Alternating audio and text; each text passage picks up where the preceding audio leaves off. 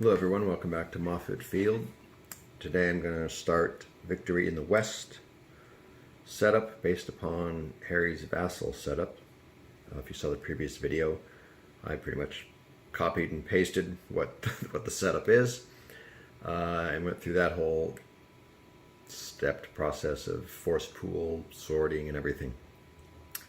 I'm also following along on the YouTube video of Sean Baldwin.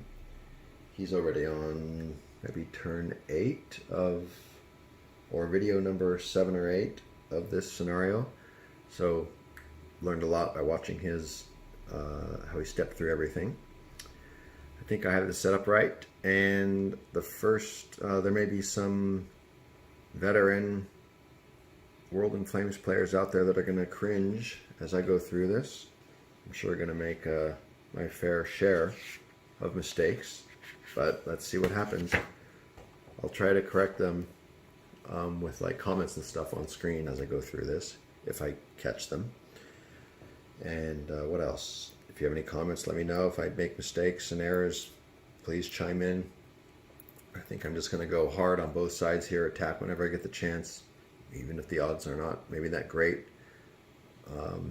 Going to use the Air Force as much as I can, use that British Navy, try and learn as many rules as possible and just see what a full onslaught looks like. May not be the most strategically or tactically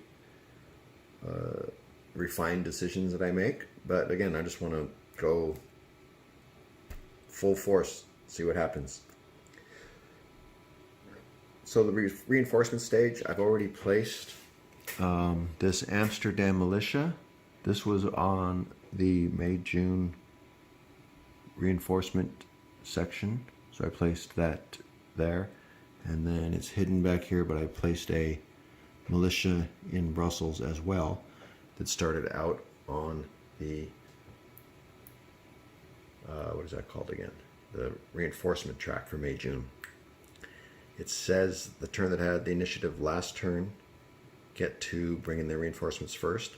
I don't know who had initiative last turn, and I don't think the scenario says. So I assume the Allies did. Maybe there's some way to know that. So I just took them from this. They were sitting here, and I just placed them on the board. So I assume that's phase 1, reinforcements. The next phase is landing resources. I don't think that's going to happen this game. The next stage is initiative. The Germans or Axis start with initiative, so they'll start on the impulse track here, is my understanding.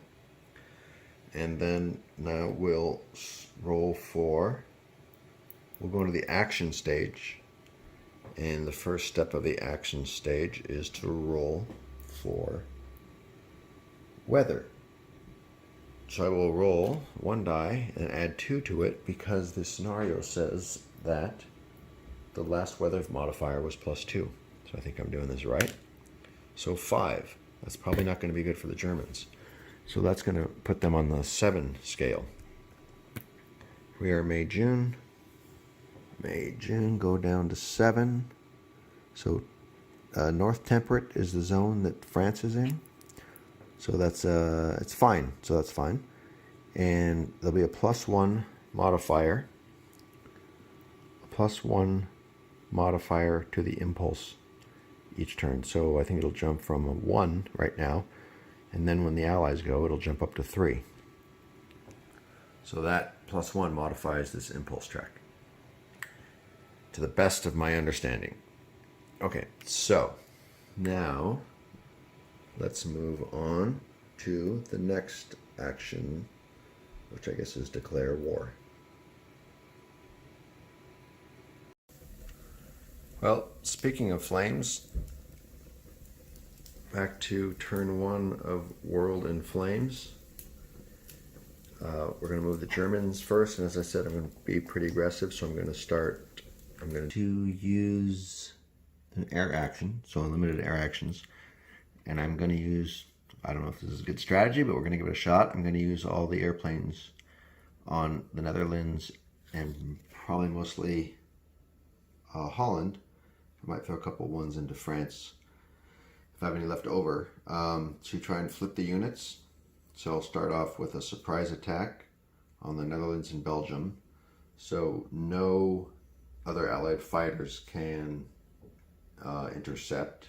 So I don't even need to send in the fighters, because my understanding of the rules is they cannot intervene in a surprise attack where there's only hexes that are being surprised. So to start off with, I'll just mark kind of the battles with these fuel gauge markers that I use in Axis and Allies. And my understanding is that each plane gets to attack each unit, and in a surprise they get to roll 2 die, and the die has to match their, that's the tactical combat number in the lower left of the counter. So I've got 2 units here. That shouldn't be flipped. So I've got 2 units here. I will send in this 4 Stuka against that stack.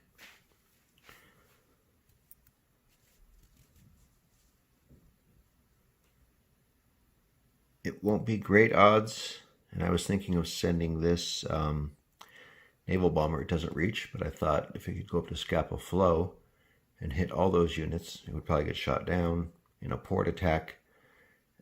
And I'm not sure if you can do that, if you can fly across the ocean yet. I haven't done anything like that. But it's just about 2 hexes out of range. This has a 9 range. I guess maybe one could do an extended range, but I don't know if you can attack on an extended. Anyway, I can't make it. Probably wouldn't survive because it would have to go through all the AAA of the ships. So this has a pretty long range. I'm going to send it against this 4 unit. This fighter doesn't have any tactical attacks, so I'm probably not going to move it. This BF 109 here does have a tactical of a 1, so I'm going to put it against this as well. So I'll have 4 dice shooting for a 1 there. Okay, I'm going to call these 2 guys attack number 3. We got a 5 and a 2. I want to hit them with some confidence of success. So I'm going to throw that 3 against them. I'll call the one next to it number 4.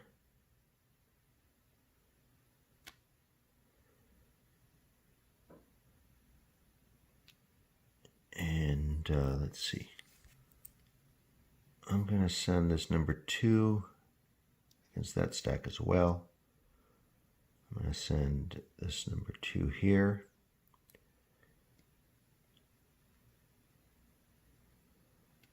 And I might save this fighter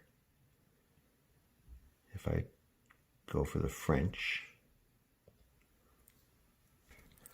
So I'll send this unit 3 range, 1, 2, 3, against that guy. I think I need another, I got 2 there. I'd like to try and hit this armor with planes, but nothing's within range that much. And I think if I do that, then these Hurricane and Spitfires can come over, and the French might be able to come up as well. So I'm not too worried about if the French come up. We'll see what happens. Maybe we'll have an air-to-air combat and see how that mechanics work. So I'm going to send this 5 Stuka against this militia, and there's a garrison. And for protection, I'm going to throw in this 109.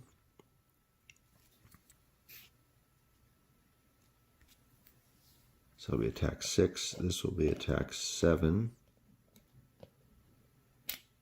That wasn't good. Okay, let me clean this up real quick. Okay, let's call this attack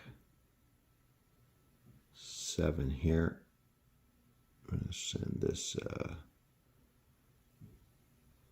3 attack this fighter. It could be either ground attack of a 2 or support air combat defense, and I'll send this fighter there as well. And that's it, except for this. I could do a paradrop if I want, because that's also included in air combat. Let's see here. Anyway, I'm pretty sure it's unlimited airdrops too. And but I don't think there's anyone that would survive, so I'm not going to do that. So I think that's it. And one thing I did here too is because HQs are so important, I ordered these HQ markers from Historical Board Gaming, and I'm just putting them underneath. So it's a little easier to identify where there's an HQ instead of having to lift up units every time. And then on the French, you can kind of see here over in the corner, one of these blues. It's actually a Combat Air Patrol marker. But I'm going to use those to help designate French HQs. And I'm thinking about, I don't know if anyone's ever done this, coloring the sides of the counters.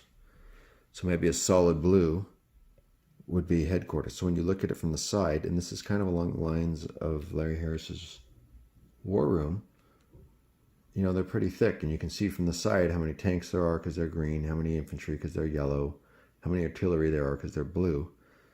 So I was almost thinking, why not color the edges of these counters to identify units? And I kind of played with this SS unit. I put these 2 marks on the side, and that might be a way to distinguish units. You know, maybe planes could have 3 marks or blue or something like that.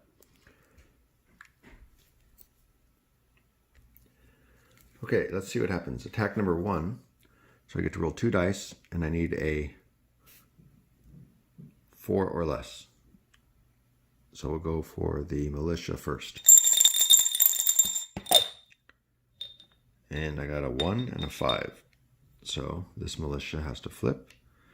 And now we'll do the plane underneath it.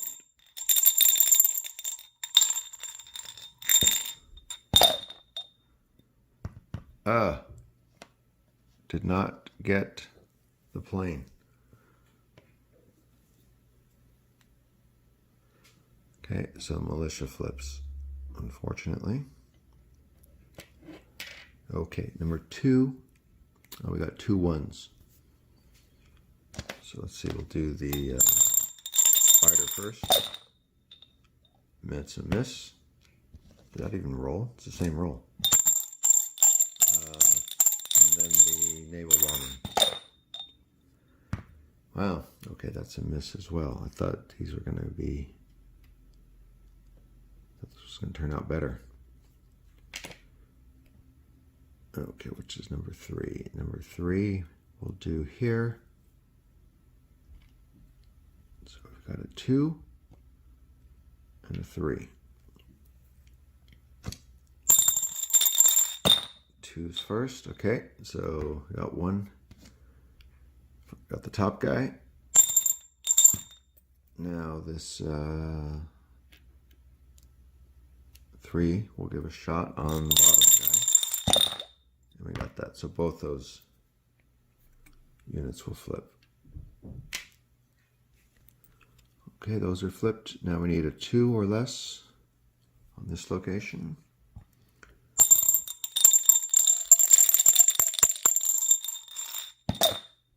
Got it. That's a success. Okay, number 5. I need a 3 here on this one. Nope. Didn't work. Wow. Okay. And Now, I need to go look at the interception rules real quick because I think these French units can come in. The French will have to decide. There's a fighter down here too. That's within range, probably.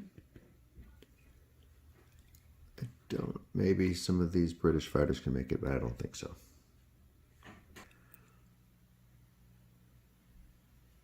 Okay, I think one thing I skipped is I need to flip these planes over and send them to land. So clear space, I can land one plane.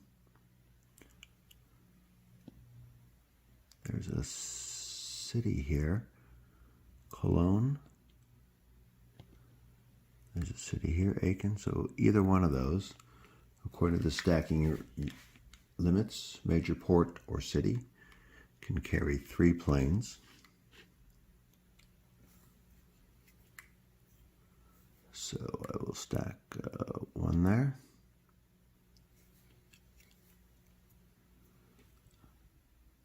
One there. I'll bring the fighter down. 1, 2. The naval bomber. I'm actually going to send back up. Let's see, I got a HQ here. I'll send the naval bomber here. Flip this. So that's 1, 2, 3 here. Let me fix that. Okay, this one will go 1, 2, 3. One has to have a steady hand in this game. And there were some complaints that these counters are slippery. And they are. They do tend to slip around. I'm tempted to print this map in a bigger format and make these hexes about 1.5 times the size they are. Because squeezing everything in here is a challenge. The map's already big, but these it's a challenge to keep everything organized here. So the next thing I will do is this attack here.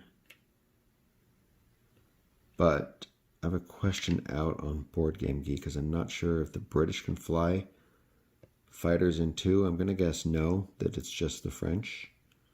That allies don't defend together. So I'm going to hold off on this attack until I get that question answered. And then we'll see. Here we go again with these counters. Tough. It's tough to keep these things organized. And I'm copying. I found these tweezers that Sean was using. It has a light too, which without the camera is pretty good, but with the camera, it's not that good. It has a little light in the middle. All right, so I'll be back when I get that question answered and try to keep all these things organized somehow. It's not easy. Okay, so I posted something out on Board Game Geek, and it looks like these, the British and the French are not collaborating. I think it's Rule 18.2, 18.3. They are not collaborating, so only the French fighters can intercept, is my understanding. So this fighter will join these, and I'm probably not doing the exact steps right. You're supposed to fly one plane in, one group of planes in, then the other plane, but I'm going to fast forward a little bit. And because there's a pretty good Stuka in here, I think I'll try to get that. So I'll send, so that was 1, 2, that guy can get there. 1, 2, 3. This fighter will join that stack. This fighter will join that stack. So I'm going to lay these out on kind of a little battle board because air combat's a whole different story. So I've transferred these over to kind of a little battle board. The upper left number is the air-to-air rating. So I'm putting the strongest on both sides first. So the BF-109 here with a 6. And what is this, an MB-152 with a 5. And then I think if we go another round and that one gets shot down, then maybe this one will come into play. This one has an orange air-to-air rating. Nothing I could find in the index what orange means. It is pointed out on the unit characteristics. As of now, don't know what orange is. Maybe that's nighttime or some other obscure rule. But here's the setup for the air-to-air. Here's the ground units coming from the space. The rules say that the air-to-air rating is the front fighter plus 1/10 of the remaining fighters. So there's no remaining fighter here. So it's 6 and 1/10 of 3 and 5.3. The next step is the active side. The inactive side rolls 2 dice and adds those up. So 9 is the inactive side air-to-air combat roll. Now that gets cross-indexed. On the air combat table, I cross-reference the air-to-air combat value, which is 5.3, with the die roll of 9. That results in a result of D alpha, DA. DA is defender aborts own front fighter or bomber. Okay, so it states here an abort is if the aircraft is aborted, carrier, it's not that. Otherwise, the owner returns the unit to any friendly hex within range. Turn the aborted aircraft face down. So I turn it face down and this will go back on the map. So that's the inactive player roll. Now the active player will roll 2 dice and apply it to the same table. So 14. I can't see that. 14. 14. 14 on a 6 combat value is DX. DX is defender, player not rolling, destroys front fighter or bomber. So here's a question that I don't know the answer to. DX is defender destroys front fighter or bomber. This one aborted and flew away. Does it still apply to that, or does it apply to the next aircraft in line? I'm going to go out on a limb and say it applies to the one here because one would think this is simultaneous. So let's say this French fighter gets shot down. So let's just call that one a casualty of the DX roll from the BF-109. Now it's round 2 of this air combat. I think either side could abort and apply an AA result. But I'm going to keep going. Let's see what happens. Like I said, I'm just going to go for everything and see how that affects the game or what plays out. So I guess now the defending side is 3 combat air factor up here would roll. It's by itself now, so there's no other variables or modifiers to that. So what is that? Add them together, that's 4.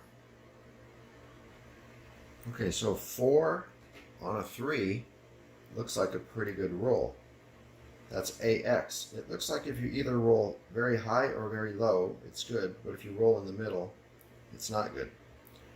If I'm reading the table right, a 4 on a 3 is an AX. AX is the dice roller, I assume that's the French in this case, chooses whether to destroy the opposing front bomber or front fighter.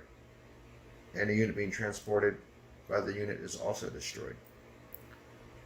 I think in this case, I wanted to get the front I mean, I wanted to get the bomber, the Stuka, but I'm gonna say that the VF-109 gets killed. So that's a casualty. If I'm playing this right, any input would be great. So I think that bomber moves up, and now that roll does not affect the German roll. So the German player now rolls on a 6.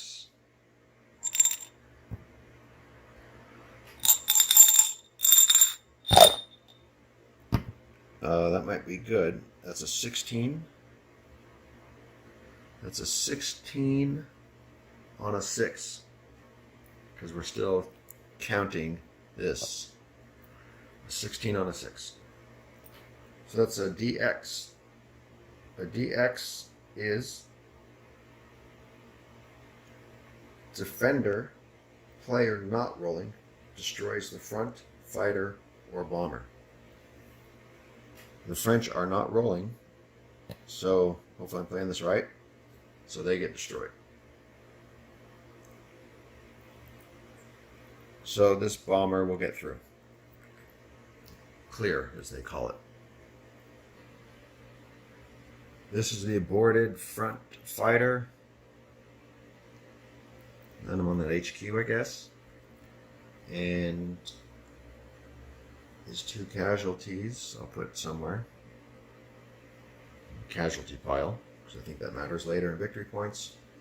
And now this Stuka gets to attack or ground strike these 2 units. So the ground attack is a 5, so I need to roll 5 or less on 1 die, because this isn't a surprise. This will be for the top unit. That's a 10. So that's a miss. We'll go for the bottom militia. A 3. So the bottom will flip. The Stuka flips also and flies to a space. I'll try to figure that out where it goes. I dropped that Stuka here. Now we'll do an air combat, same process in this pile. Okay, same kind of setup here. We've got a 4 fighter, French fighter versus a 6 BF-109. I'm putting that one in front because it has the highest air-to-air combat. So I won't be able to use it in the tactical ground strike, I guess. So let's see. So let's roll the French first. The inactive rolls first. 2 die. Add them up. 8 and 5.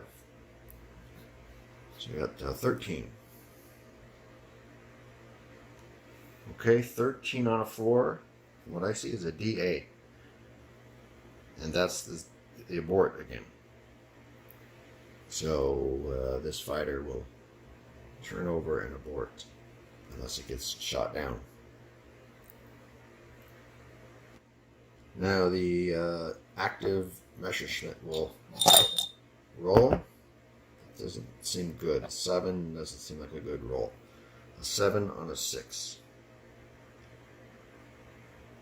So a 7 on a 6, from what I can tell, a 7 on a 6 is a DX. Defender destroys front fighter or bomber. And the defender is the player not rolling. So I would interpret that as the French fighter gets shot down. The table and the rulebook are slightly different. But I'm going to go with the table on the air combat table. DX defender, player not rolling, destroys own front fighter or bomber. So the 2 fighters survive. The German bomber survives and will now roll on the 2 ground units to see if how that ground strike goes. So this bomber with a 3 is attacking these 2 units here. I'll roll the first die. 7, can't see it, but it's a 7. So that doesn't work. Need a 3 or lower. And a 7 again. So no hits on these French units. These German fighters, I'll fly them to this location. And the German bomber has a range of 5. I'm going to put it here.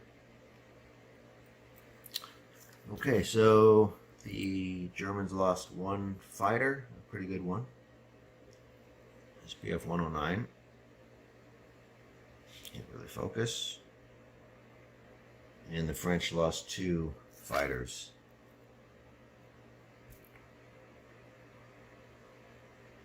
A 4 air combat and orange 3, whatever the orange is. Okay, as part of the final phase of the German impulse, first German impulse, I'm going to perform letter P, reorganization. So I've already marked the units I want to reorg, and I've got 4 HQs, and I'll put them up on the screen here in terms of their reorg capability. I have 13 reorg, basically flips per turn. So across 4 HQs.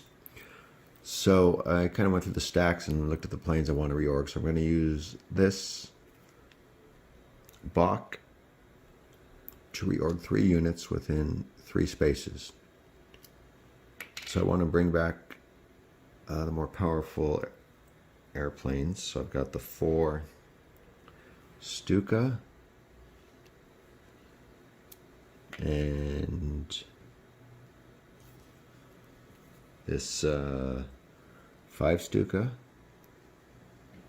and then I want to bring in a fighter in case the French send something over.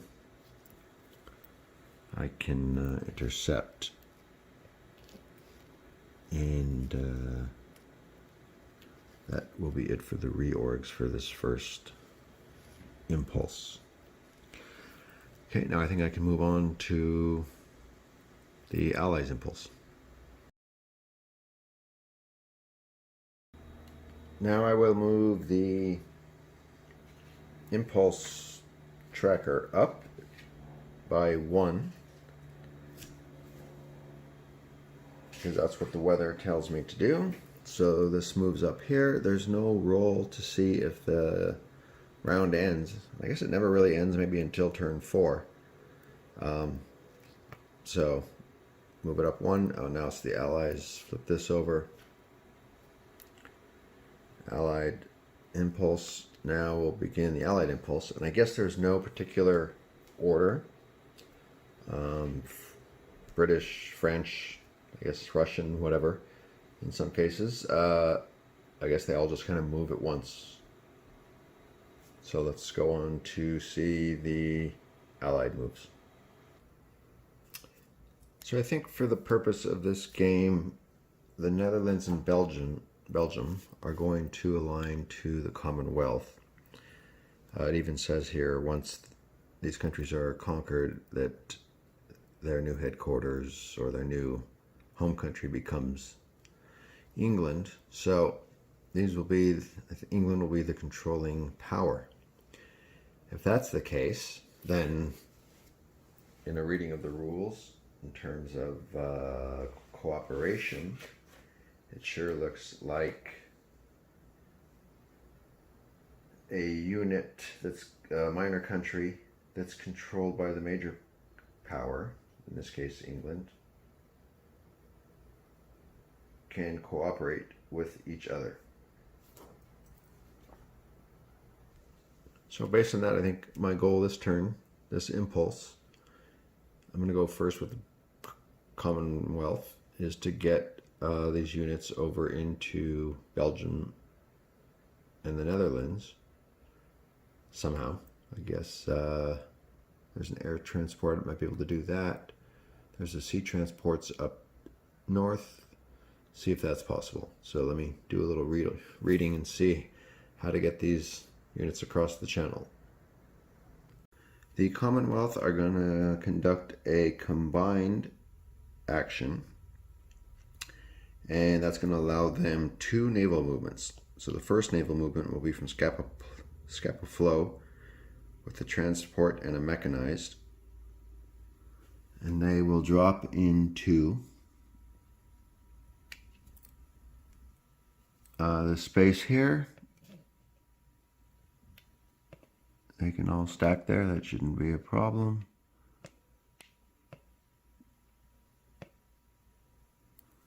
That's the first naval movement. This task force, which has the lowest common denominator of 3, movement and range, movement, will move 1 to the C hex, 1-1, as Stephen says, and then they can end up in the 2, I believe, because they'll have 2 left over, 2 movements, so they'll be up there. The next will be, I think that's it for naval movement. The French aren't going to move their transport. Under combined, the Commonwealth gets 3 land movements. So the Gort HQ will move, it can probably do a rail move, 1, 2, 3. And actually, let me think about that. I might do a rail move instead.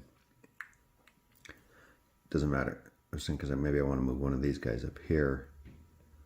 But I'll move the HQ here. I'll move this guy. He is moving a 5. But I'm actually going to drop him here. And Belgium's under control, so that shouldn't be a problem to move into there. I don't think the foreign troop rules apply to a controlled minor. This isn't France. And then this guy will move, this should be 1, 2, 3, I hope. It should make sense anyway. Okay. No invasions, no paradrops, no land combat, now air rebase. And I get air rebase, I get, let's see on the table, 5 air rebases. I'm going to fly this fighter over. I think that's 1, 2, 3. And the rebasing aircraft actually have double their limit and they cannot be intercepted. This transport, I believe I'll land here. I would do an air transport, but I believe they have to start in the space with the unit they're carrying. 1, 2, that's 2, 3, 4, 5.